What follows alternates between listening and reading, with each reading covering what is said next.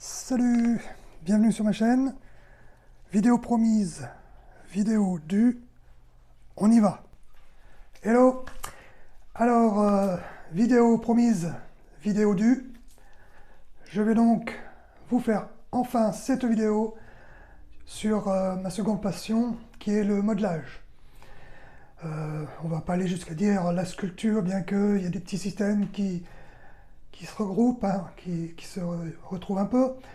Mais je n'en suis pas là, mais je me fais plaisir et je vais vous montrer ça au fur et à mesure, vous expliquer les petites étapes, vous montrer un petit peu mon matériel. Je vous avais déjà fait une petite vidéo il y a quelques temps de cela, mais je reviendrai dessus pour les personnes qui ne l'ont pas vu. Et puis on va voir tout ça par la suite. Je suis très heureux. Aujourd'hui j'ai la patate, j'espère que vous aussi.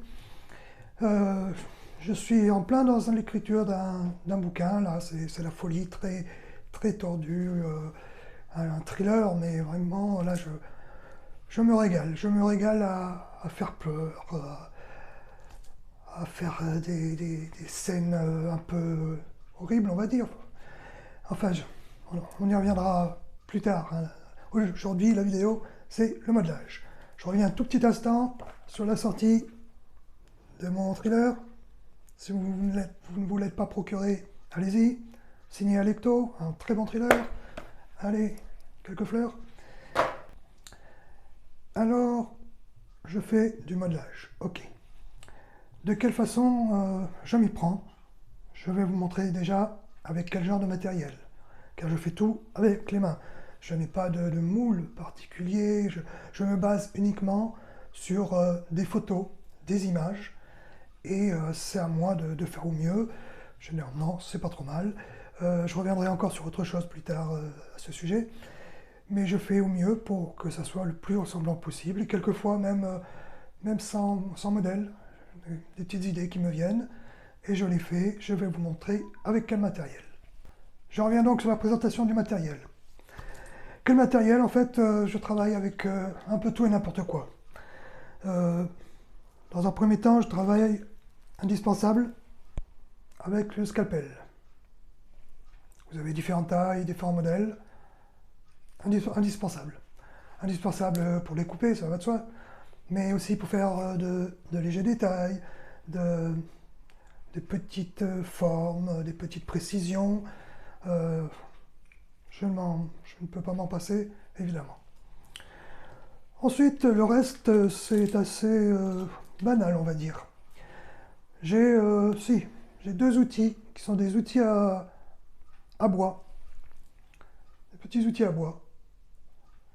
Donc en petit format, hein, qui me sont fort utiles pour diverses choses. Ensuite, bon, j'utilise de temps en temps un poinçon. Donc voilà, la toute petite pointe.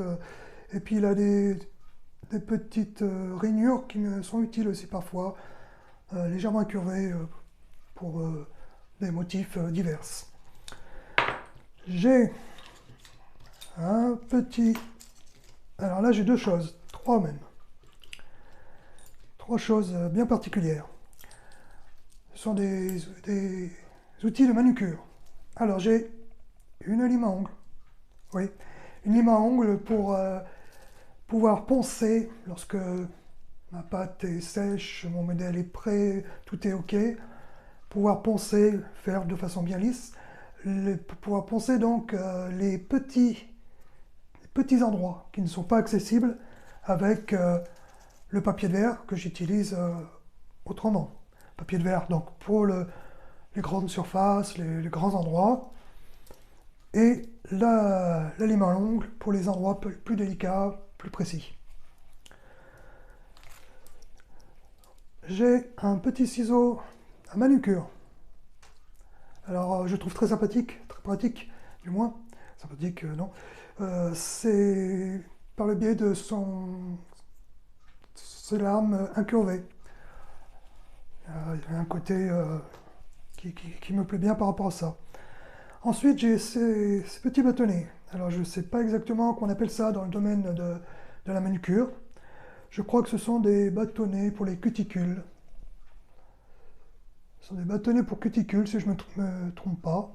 Alors ça aussi pour lisser, pour faire des petits détails divers. Un coin donc plat et l'autre bout pointu. Alors ça, c'est pareil. Il m'est très utile. Ensuite, alors, étonnamment, voilà, une pince à épiler. Alors, pourquoi une pince à épiler? En fait, c'est lorsque je fais de tout petits sujets, tout petits trucs. Il m'est arrivé de faire, je vous en parlerai peut-être ultérieurement, si je retrouve la vidéo, je vous montrerai ça. J'ai fait une exposition il y a quelques années de ça, sur les vieux métiers. J'ai fait un mini village avec des scènes de vieux métiers, les métiers d'autrefois, forgerons, les barattes à beurre, ceux qui faisaient le barat à beurre, le vitrier, etc. J'avais fait toute une petite scène comme ça. Je dois avoir une vidéo quelque part ou des photos, et à l'occasion, je vous les représenterai.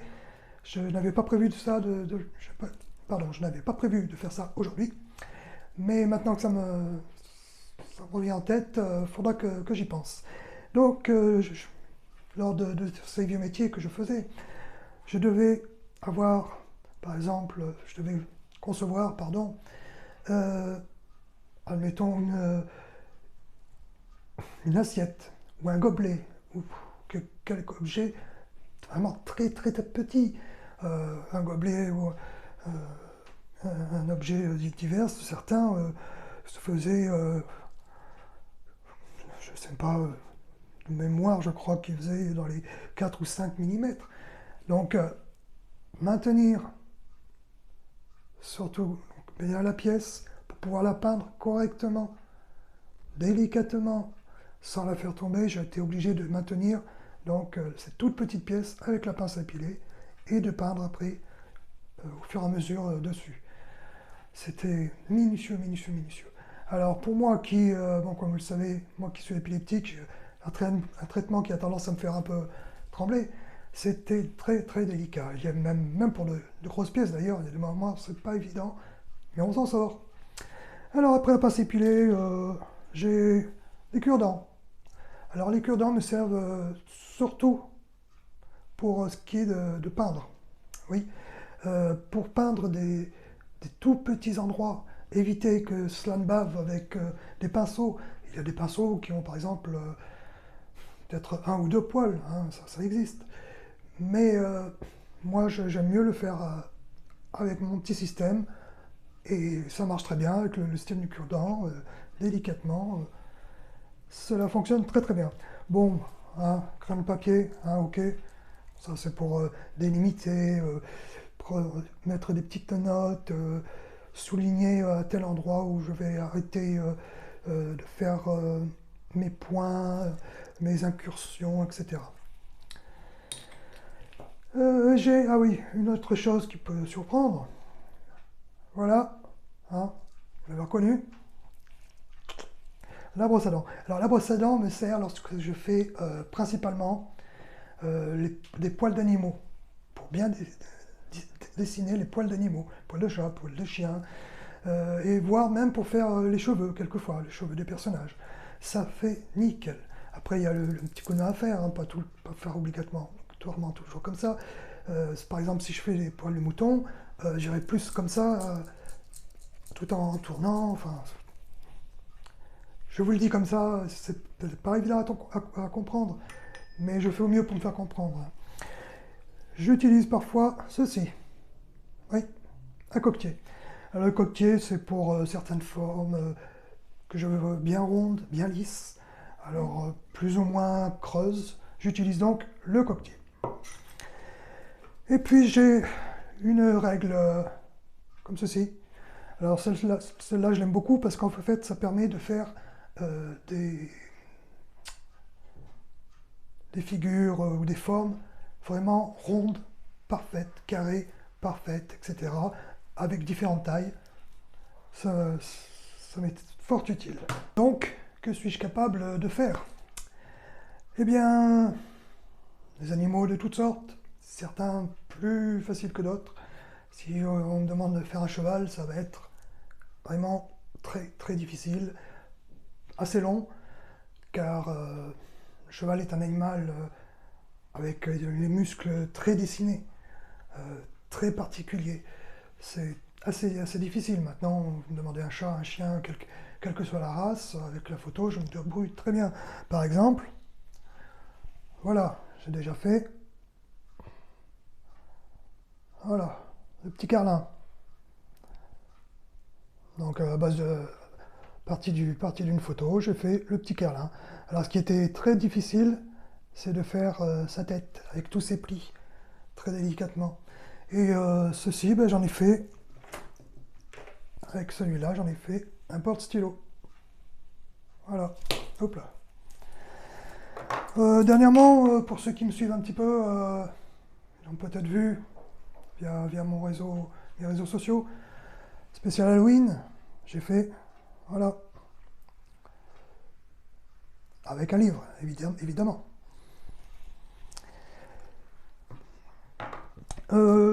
Tout dernièrement, j'ai fait, lorsque je fais beaucoup ces pièces comme ça qui me viennent en tête, quand je veux faire une pause dans mon écriture ou que j'ai pas l'inspiration, où j'ai besoin de souffler un petit peu, de reposer un peu mon esprit, et ben je repose l'esprit et j'occupe les mains.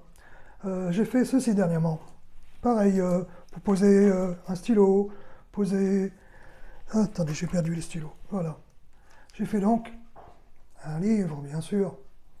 Un livre. Je suis désolé, j'ai un souci de lumière, il y a le soleil qui se reflète. Voilà, j'ai fait donc un bouquin. Et ce bouquin sert à quoi? C'est un porte-stylo. Voilà. Le bouquin. Le bouquin porte-stylo.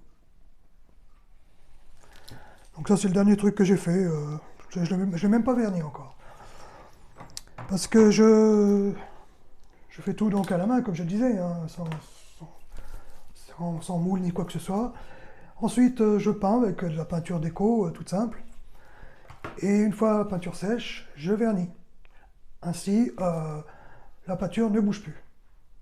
On peut nettoyer nettoyer l'objet, faire la poussière dessus, pardon, avec un simple polyvitre, hein, sur un chiffon. La peinture ne bougera pas. L'objet ne bougera pas. Tout ce que je fais donc à base de plâtre. D'où après le très long travail qu'il y a derrière. J'ai dernièrement eu une petite commande, si l'on peut dire. C'est un cadeau, j'espérais le faire. Si tu me regardes, Maritza, c'est à toi que je parle. Tu m'as fait une commande empoisonnée. En fait, c'est une figurine de manga, il me semble, ou de carte à jouer. Je ne sais pas trop, je ne m'y connais pas très bien là-dedans. Et je dois partir d'une photo que Maritza m'a donc envoyée, une photo que j'ai sur mon portable, et je dois me baser là-dessus. Ce qui est délicat, c'est que, bon, une photo, une image, ça n'est pas en 360.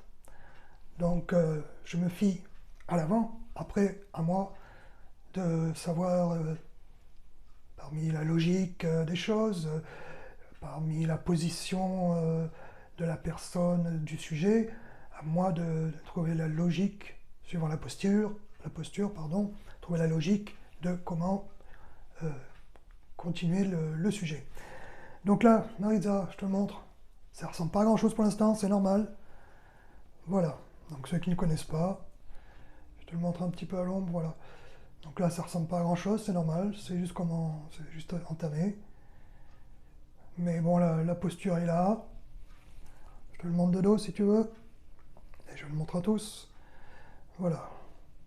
Donc ce n'est pas évident du tout, mais je vais y arriver. J'aime les défis, je les relève.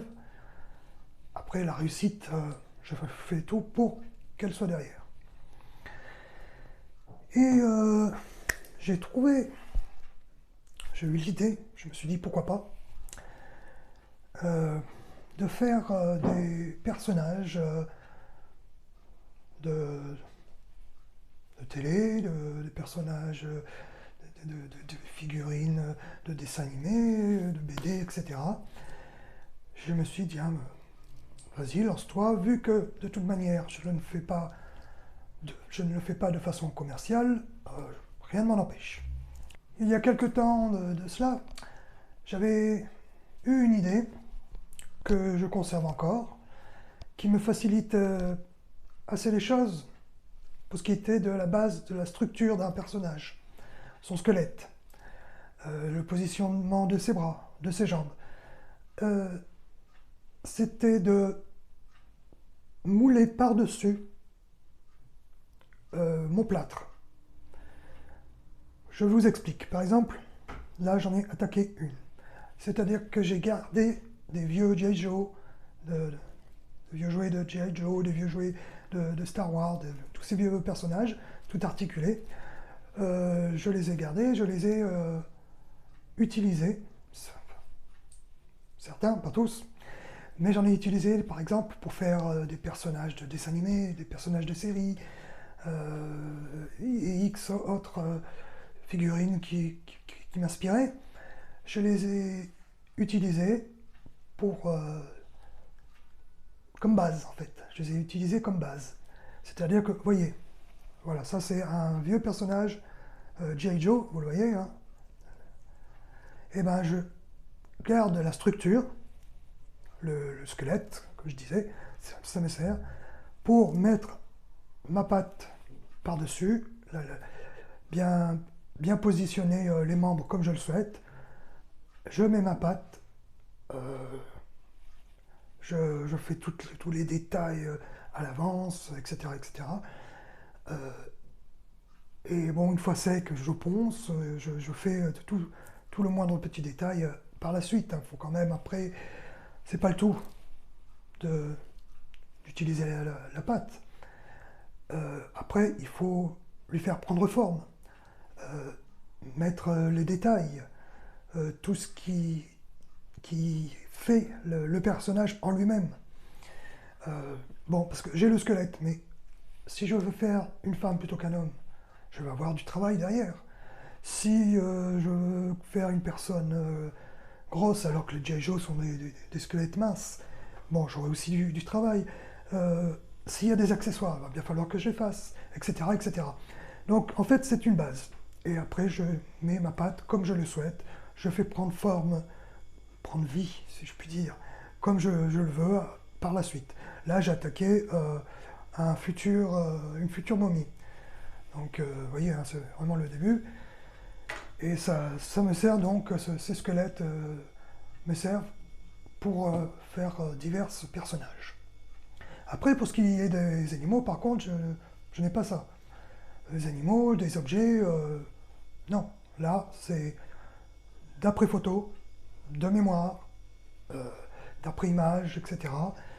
Là, par contre, ça passe ou ça casse, ou alors je me prendrai plusieurs fois s'il le faut, mais j'y arriverai.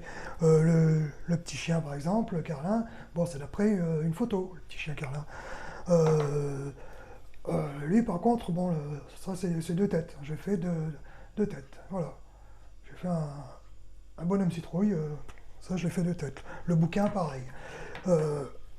Après, tout dépend de la difficulté qui se présente à moi, du sujet, personnage, de l'objet que je souhaite faire. Je fais tout aujourd'hui pour que cette vidéo soit pas trop longue. Je crois que je ne vais pas vous faire, je ne crois pas, je suis sûr, excusez-moi, je suis sûr, je ne vais pas vous faire de présentation. Je vous en explique la raison. Car faire une présentation, une démonstration, pardon, voilà. Faire une démonstration et parler derrière, etc., pour moi, ce n'est pas évident. Si je suis lancé à faire un personnage, un objet, ou que sais-je, je suis concentré dessus et parler à côté, non, ça ne me dit rien. Donc je ne vous ferai pas une histoire sans parole, je vous ferai une démonstration, mais je ne serai pas bavard comme je suis là, je ne donnerai peut-être pas autant d'explications, celles-ci autrement seront assez brèves. Mais vous aurez vraiment les images et l'action en elle-même, en direct. Là, j'ai attaqué, vous voyez, un visage. Donc ce visage paraît un peu bizarre, mais ce n'est pas n'importe lequel. J'attaque le visage, et bien sûr il y aura au moins le buste en tout cas, du personnage de Saw, le film d'horreur. Donc là, vous voyez, j'ai tout juste attaqué, j'en suis qu'à la tête. Et là, il n'y aura pas de personnage G.I. Joe ou je ne sais quoi. Là, ça va être vraiment d'après une photo, toujours, et vraiment tout à la main, toute la structure et tout. Il n'y aura pas de squelette prédéfini. Non, non. J'essaie au maximum de ne pas faire ce système de squelette prédéfini. J'évite, autrement où est le plaisir de faire cela, et j'estime que c'est du travail bâclé autrement. Et ce n'est pas mon genre de faire du travail bâclé. Voilà pour ce qui en est donc de cette vidéo aujourd'hui. J'ai tenu ma parole, elle est venue. Elle sera donc plus complète la prochaine que je ferai concernant le modelage. Je vous le redis, elle sera vraiment plus complète. Il y aura moins de bavardage, quelques explications soit, mais ça sera surtout une vidéo orientée sur l'action en elle-même. Comment je fais mes sujets de A à Z. D'où je démarre et où j'arrive. Je ne sais pas quel temps celle-ci durera, mais j'essaierai de faire au mieux pour qu'elle ne soit pas trop longue non plus. Mais à savoir que entre la confection, ensuite le séchage de la pâte, et ensuite les petites précisions à faire, le ponçage et la peinture, c'est très très long. Donc je vous ferai au moins une présentation sur le modelage, et voir si j'ai le temps, je vous ferai les petits détails, les petites précisions. Ça on verra au fur et à mesure. Je vous remercie d'être resté jusqu'au bout, de m'avoir écouté, supporté peut-être, car c'était un petit peu barbant tout ça, voire plus ou moins brouillon, je m'en excuse. Mais je tenais absolument à faire cette vidéo, avec tout, à force de le dire, d'en parler, il était bon que ça se fasse enfin, et de façon plus précise. Je vous dis merci, n'oubliez pas de liker, de vous abonner. Portez-vous bien, prenez bien soin de vous. À très bientôt. Ciao, ciao.